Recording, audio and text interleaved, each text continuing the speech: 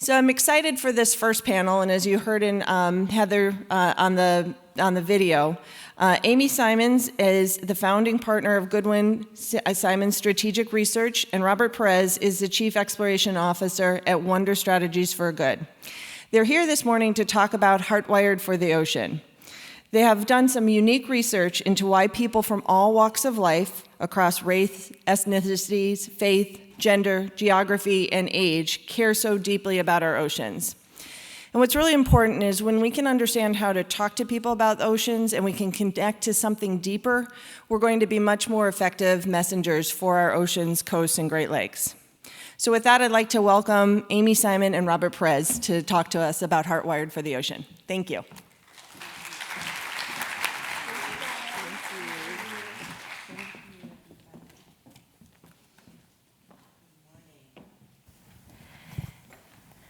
Okay.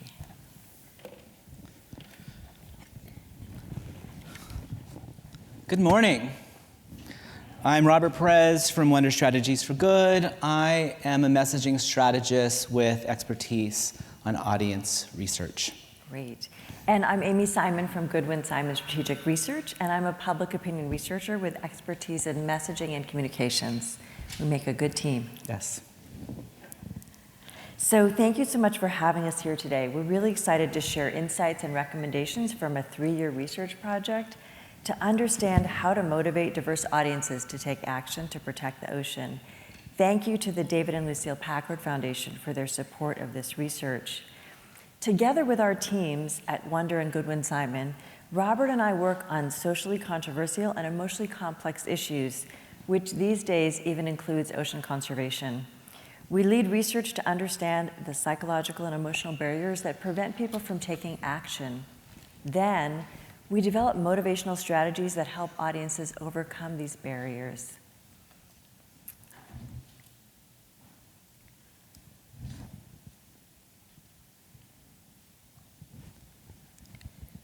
There we go. To help you understand your audience's mindsets, we want to share a few voices from research participants. A Latino man in California told us, "I visit the ocean to get away from the city and the noise and to do a little soul searching." The ocean does something to your spirit, a Black woman from North Carolina shared with us at a focus group there. "It is about the only time that I'm at peace or if I'm at church," a white man in Missouri noted.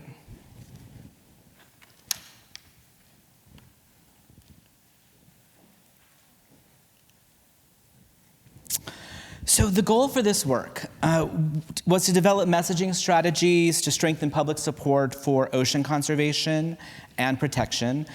We worked with a very engaged advisory group with members from 16 organizations who provided invaluable subject matter and policy expertise, and many of them are in the audience today, and we want to thank the members of our really great advisory group. We conducted extensive and in-depth research that included in-person focus groups, online focus groups, and online surveys. And we learned that our audiences have a genuine willingness to take action to protect the ocean when we communicate with the right messaging. The people who care deeply about the ocean are diverse in terms of race, ethnicity, gender, age, faith, geography, politics, and their motivations for wanting to protect the ocean. We also learned that people don't just love the ocean, they are heartwired to love the ocean. And so today, we'll share some of the insights, recommendations, and messaging strategies featured in Heartwired to Love the Ocean, which is a new messaging guide for advocates. Great. In 2017, Robert and I co-wrote Heartwired, Human Behavior, Public Opinion Research, and the Audacious Pursuit of Social Change, with support from the Packard Foundation. In Heartwired, we describe how human beings make decisions on emotionally complex, socially, and politically controversial issues. We put this Heartwired research approach to work to unpack underlying attitudes and emotional reactions that shape human behavior and decision-making. This Heartwired understanding allows us to develop effective message frameworks that enable deep attitudinal and behavioral change. The Heartwired approach is built from decades of experience, during which we develop messaging strategies that help to accelerate social change on tough issues, including issues like marriage for same-sex couples. This approach is rooted in the latest research on neuroscience, emotion, psychology, cognitive linguistics, and narrative theory. What we've learned over these decades is that people are hardwired. This means people's emotions, values, beliefs, identity, and lived experiences combine and often collide to drive their decision-making and behavior. To make progress on tough issues, you must first understand how your audience is hardwired. We've learned that to enable change, we must first establish an emotional connection with our audience. It's that emotional connection which makes them open to believing new information and holding new attitudes. These new attitudes and emotions combine to motivate them to change their behavior. Now we'd like to share some examples of hardwired messaging about ocean protection. So in a video we tested, Maria, who is a mother of 3 in Boston, describes why the beach at Brewster is meaningful to her. She vacationed there as a young girl with her family until her mother passed away. After she and her husband, Tom, had their first daughter, they decided to baptize her there. So Maria shared this: "I guess we just thought about water and the place that would be most meaningful to baptize her. And the waters of Brewster seemed to be the best place to do it because that is where my mom is alive. Will my children, for their lifetime, be able to enjoy Brewster?" Maria, Tom, and their daughters have noticed how the Brewster coast is eroding, accelerated by climate change. They worry that one day it will just disappear completely, and they want to take steps to protect it. So how is this story hardwired? Let's begin with emotion.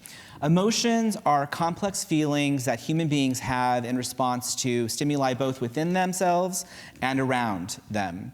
Emotions drive our behavior and interact with reasoning to help us form decisions. So consider the emotional framework of Maria's story. It is based on Maria's love for her late mother. She and her husband, Tom, want to also give the blessing of that love to their daughter. Identity. Identity is another hardwired factor. Identity is how a person sees himself or herself in relation to the world around them. It's a very powerful factor in how we experience the world. Our identity incorporates many facets, such as our gender, our race, ethnicity, profession, political affiliation, faith, and family and social roles like being a mother or a father. But it also includes traits such as being hardworking, responsible, or fair-minded. Audiences identify with Maria because she is speaking as a daughter and as a mom, and that's something that they deeply relate to. Maria is also communicating powerful shared values about faith, family, and tradition. So let's talk about values. Values are ideals that individuals hold about what is good or bad, right or wrong, appropriate or inappropriate, and values influence emotional reactions, attitudes, and beliefs, and therefore behaviors. Maria isn't simply communicating values about protecting the environment, she's communicating about the importance of protecting special ocean places as an extension of her faith, family, and tradition. In another example, we tested a postcard featuring Chef Leah, who's a composite character inspired by real stories. She asked people to sign a petition calling on Congress not to weaken our laws on overfishing. Chef Leah said, "My customers love seafood, but for several years I couldn't cook people's favorite seafood dishes because overfishing made shrimp, red snapper, and other fish from the Gulf almost impossible to find. I'm a chef." Oh, not a political activist. But sometimes you have to be willing to do something new to keep doing what you love. The postcard worked with our audiences for several reasons, including an effective use of shared lived experiences. Our lived experiences are the events and relationships a person experiences in their life, combined with a meaning that they assign to those experiences, which shape how they think about their lives. Chef Leah made overfishing relatable to audiences because so many people love eating seafood and special kinds of seafood. They have their favorites. And she spotlights how overfishing impacts people's daily lives. She offers a broadly shared motivation for protecting the ocean. The postcard also taps identity. I'm a chef, not a political activist. The message works because Chef Leah is modeling for our audiences that you don't have to identify as an activist to take actions to protect the ocean. Having diverse messengers means more opportunities for persuasion. You can tap into the identities of many different people to connect with them. Leah is a chef, she is a woman, she's Black, she's a small business owner, she's from the South. Messengers like Chef Leah also help to disrupt our audience's stereotypes about the typical kinds of people who care about ocean conservation. We also tested a short story developed by Oceana. It featured Peg Howell, a real-life oil rig worker who came to see the destructive nature of offshore oil drilling. Peg says, "I got a job as the first female drilling rig supervisor in the Gulf of Mexico. I've seen up close how much corporate irresponsibility of major energy companies has led to catastrophic spills. Every coast where offshore oil and gas is produced suffers multiple massive spills and billions of dollars in damages." Peg is a trusted messenger for our audiences, both because of her identity and her lived experience working on offshore oil rigs. Like Leah and Maria, she disrupts the stereotype of the kinds of people who care about ocean conservation. Also, she expresses a set of beliefs that align with our audience's own beliefs, including wanting to hold corporations responsible regarding massive oil spills and billions of dollars in damages from man-made disasters like Deepwater Horizon. All of these examples feature people, human beings. Early on, we conducted an audit of the public-facing messaging on the websites of 10 prominent ocean-focused organizations. One of the most striking takeaways was that humanity was often missing. In fact, only about 1 in 10 messages included a human actor. As our research progressed, we found that the absence of humans in messaging about the ocean was a lost opportunity to tap into people's identities, traditions, and to build on their existing emotional connections to the ocean. So we conducted a survey with more than 3,600 people in the United States who have been to the ocean, and we identified these six primary mindsets for protecting the ocean. Today we'll give you a snapshot of each of the 6 that are explored in depth in the guide. The all senses mindset. The all senses mindset was the most prominent mindset that we saw. People with this mindset love the feeling of the sand between their toes, the sound of the wave, the smell of the salt air, and the sights and tastes of being at the ocean. While this mindset is present in 84% of the people who have visited the ocean, the mindset's actually often dormant. To activate this mindset, we must first use the right messages or stories. Messages like this: "I love to feel the ocean breeze and to hear the waves crash onto the shore. The ocean is a special place that we should protect for future generations." Using messages that activate the ocean mindsets make audiences more open to persuasion and also more motivated to take action. The God's beautiful creation mindset. People with this mindset experience the ocean as an extension of their faith. 74% of respondents feel the ocean is God's beautiful creation.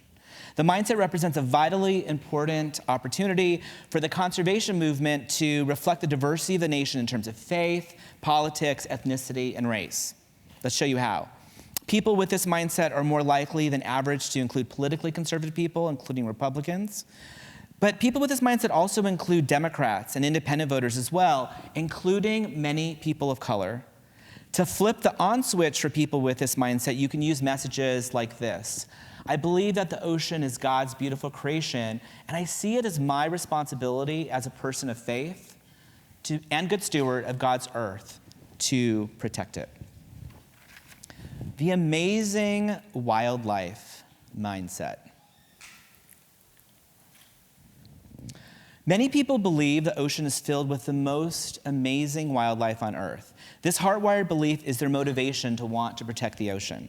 So you heard us say earlier that emotion is a primary driver of decision making.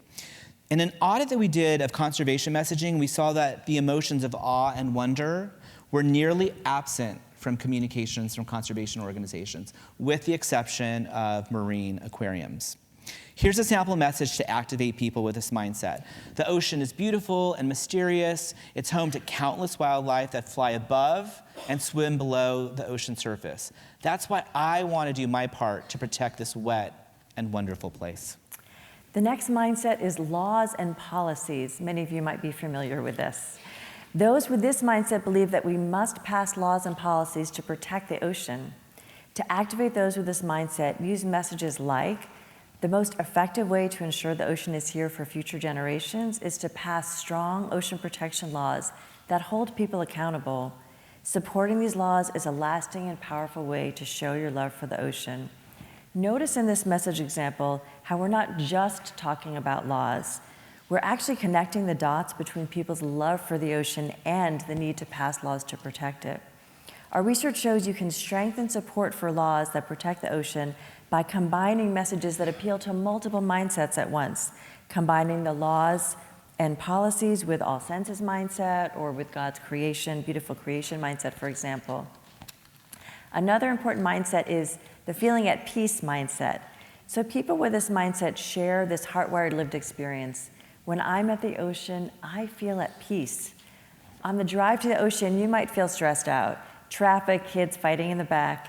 Then you arrive, you smell the sea air, and the stress suddenly starts to melt away.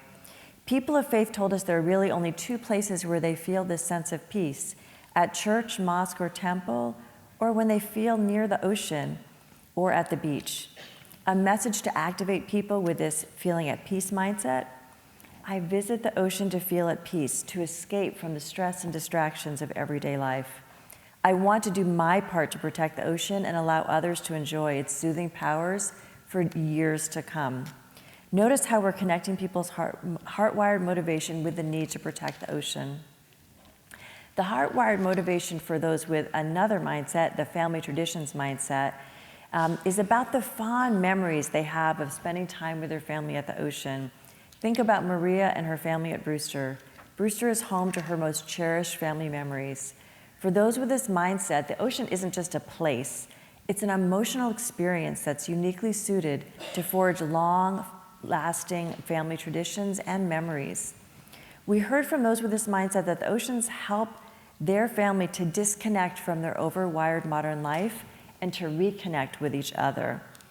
This mindset is racially and ethnically diverse, and it includes both liberals and Republicans, especially Republican women.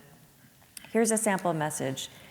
This is the beach where my parents brought me and where I bring my children. We need to protect the ocean so that my grandchildren and their children have the opportunity to create lasting memories like I did.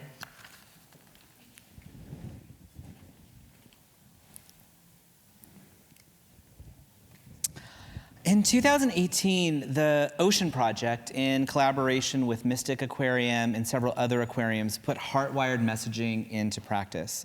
The team wanted to see if aquarium visitors would be willing to communicate with members of Congress about national fisheries policy. So Mystic Aquarium created and showed a short video PSA that they showed before each sea lion show. The video activated many of these ocean mindsets that Amy and I have just been describing. The video features sea turtles, dolphins, and schools of fish, which activates the amazing wildlife mindset. The video included humans, like this fisherman. And it made it clear that humans are impacted by what happens in the ocean, and we have a role in solving the challenges facing the ocean.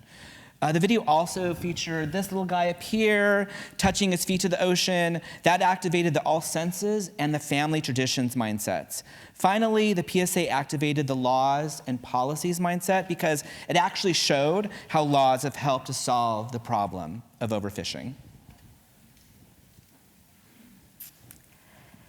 Because the video tapped multiple mindsets, it helped to strengthen support for collective action. The only request that was made for people to complete a postcard to Congress was made at the end of the video with no other staff encouragement. 12% of those who exited the theater took the time to stop and write a postcard to Congress. Many visitors actually thanked the aquarium for the postcard effort. They were genuinely grateful to be part of something bigger.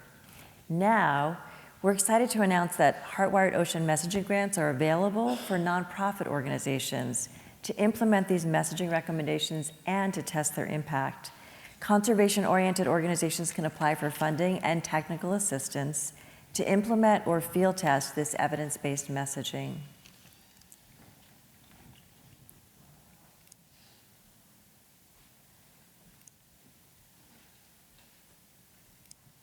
Okay.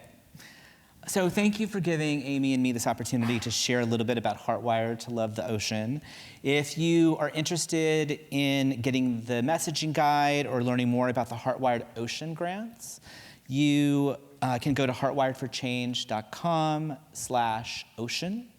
If you want to stay in touch with us and get updates about the work that we are doing, write us at info@heartwiredforchange.com or text OCEAN to 225-568. Again, you can text OCEAN to 225-568.